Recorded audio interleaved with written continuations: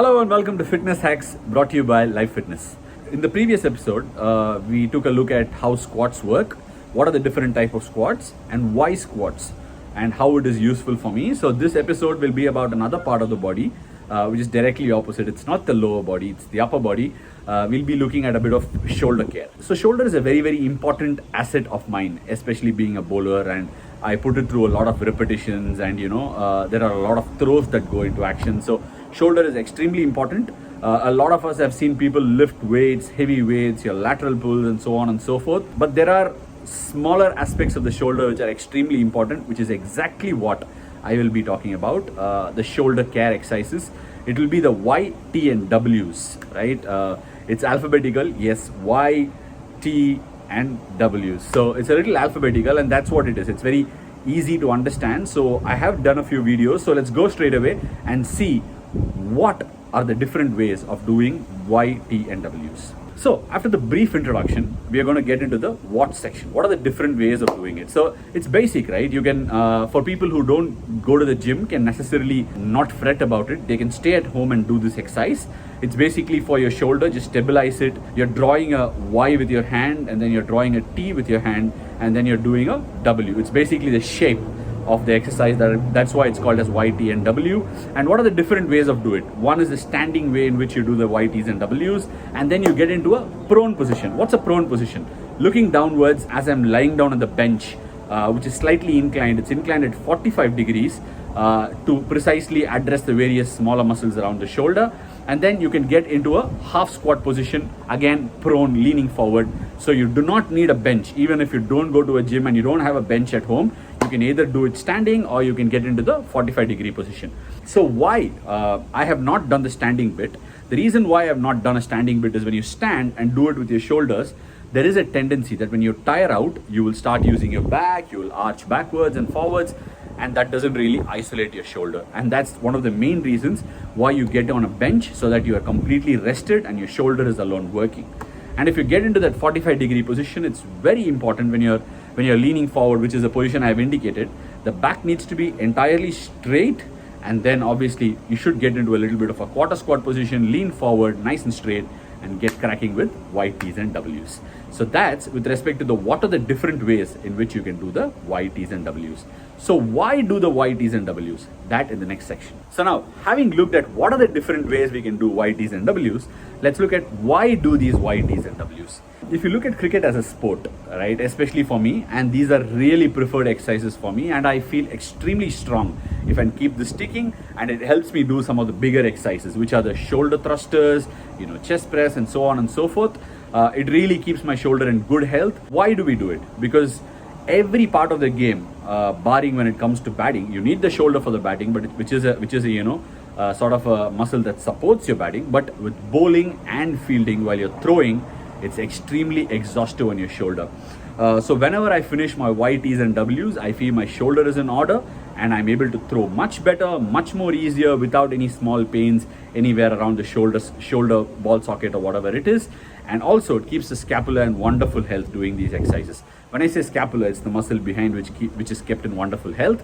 And when it comes to bowling, I'm able to rotate my shoulder in a much better pattern, because Y, T's and W's enable you to rotate your shoulder in different pattern, at the same time allow you to strengthen them in those particular positions.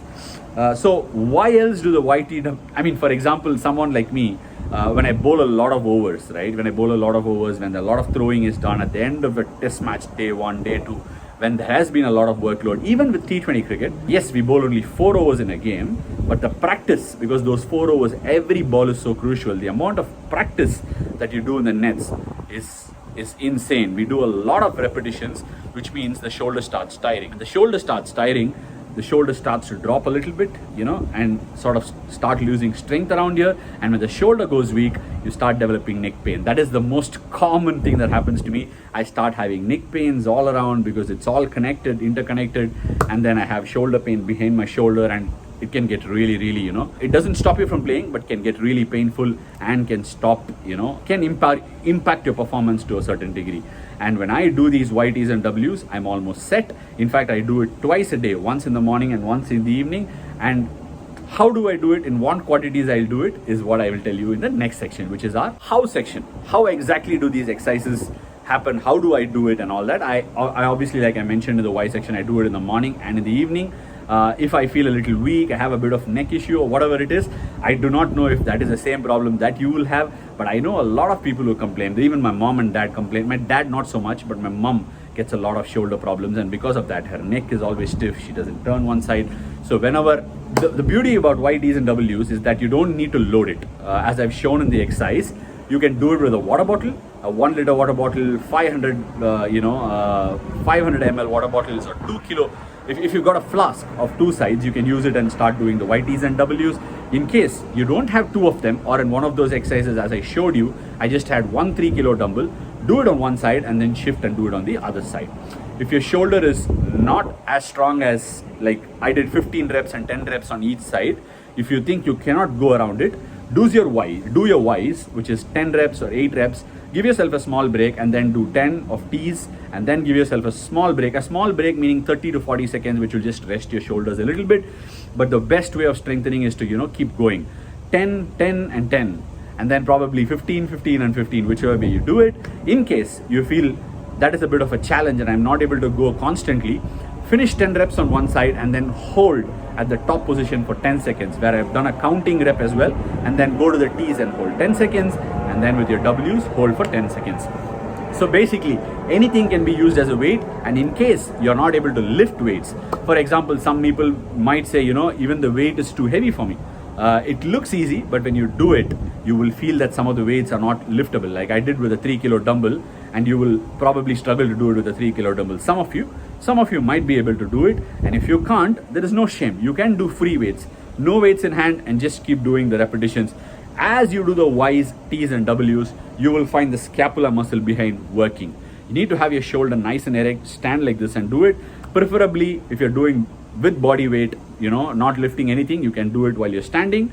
If you have a weight, I would suggest that you get a bench, get into a prone position, or try and get into a quarter squat and lean forward and get cracking with YTs and Ws.